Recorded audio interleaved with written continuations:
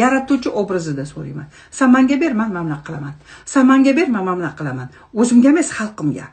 Xalqimga mana bunaqa berishim kerak. Men mana bunaqa berishim kerak.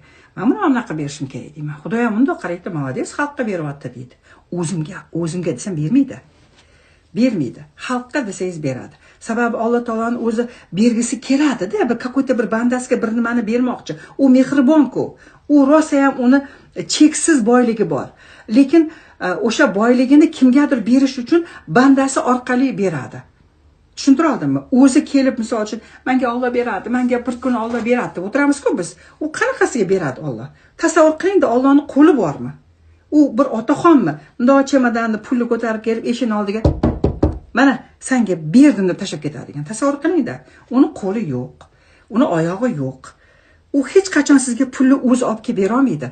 U bandasi orqali beradi. Tushuntirdimmi? Bandasi orqali berish uchun какой-то bir banda kimgadir berish kerak.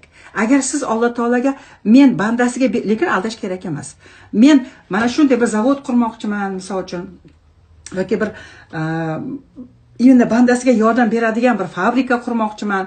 Ya'ni uni tegida men xalqqa bermoqchiman, ish bilan ta'minlamoqchiman degan mana shunday, ya'ni bandasini rozi qilmoqchiman deydigan harakat qilsangiz, Alloh sizga beradi.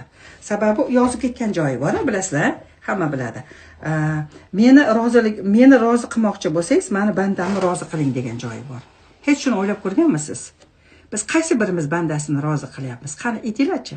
Biz sajdani Allohga qilamiz, 5 mahal namozimizni o'qiymiz, o'ylab turib yalinamiz, farishtani yoqib turib, rosta rakatlarni o'qiymizda o'zimiz yaxshi ko'rsatamiz, Xudoga aldamoqchi bo'lamiz.